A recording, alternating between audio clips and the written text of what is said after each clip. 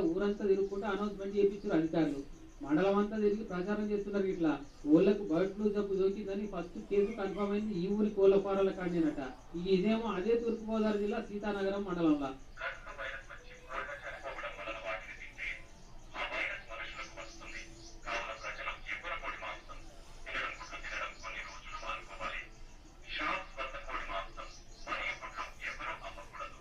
Minimum 3 నెలల దాకా chicken అమ్మొద్దు, chicken తినొద్దు, కోడిగుడ్లు కూడా బంద్ పెట్టాలి. మళ్ళీ ఏ ముచ్చట చెప్పేదాకా ఈ కండిషన్ తప్పొద్దు అని ప్రచారం చేపిస్తున్నారు అధికారులు. చికెన్ షాపులు తెరవద్దని ఆర్డర్లు ఇస్తున్నారు. ఈ తూర్పుగోదావరి జిల్లా సీతానగరం మండలం మిర్చిపాడుల ఈ సత్యనారాయణ అట ఆయన కోళ్ల ఫామ్ అయితే ఏకంగా 8,000 కోళ్లు జీవించినాయట. తూర్పు గోదావరి అటు పశ్చిమ గోదావరి 2 గోదావరి జిల్లాలే కాదు, కృష్ణా జిల్లాలో కూడా బర్డ్ ఫ్లూ వైరస్ ఎంటర్ అయిందట. కోళ్ల ఫారాలలో వేల కొద్ది కోళ్లు పుట్ట తిట్టలేక రాలిపోతున్నాయట. అంతటా శాంపిల్ తీసుకుంటా బర్డ్ ఫ్లూ అవునా కాదా అని మళ్ళా టెస్టులు చేపిస్తున్నారు. అయితే ఈ బర్డ్ ఫ్లూ వైరస్ గాలితోటి నీళ్లతోటి దబ్బున వాకుతుందట.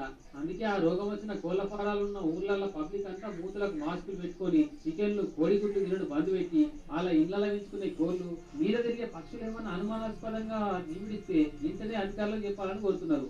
ఇటు తెలంగాణలో ఎంటర్ అయ్యే బార్డర్ల కాడ కోళ్లు కోడి పిల్లల బండ్ల నాపి అటుకెళ్ళంటే ఎంతో పంపిస్తున్నారు అధికారులు. వైరస్ హైలీ ప్యాథోజెనిక్ వైరస్ ద్వారా గాలి ద్వారా వేరవుతుంది కాబట్టి అవన్నీ దయచేసి మనం వచ్చామంటే రాకుండా ముందు జాగ్రత్త రాకుండా అక్కడికక్కడికే రిటర్న్ పంపించడం జరుగుతుంది. ఇదివరకే ఇటు తెలంగాణ ఖమ్మం జిల్లాలకే బర్డ్ ఫ్లూ లక్షణాలు అవపడుతున్నాయట. అనుమానం ఉన్నకి చికెన్ కోడిగుడ్లు తినకపోవడం బెటర్ అంటున్నారు.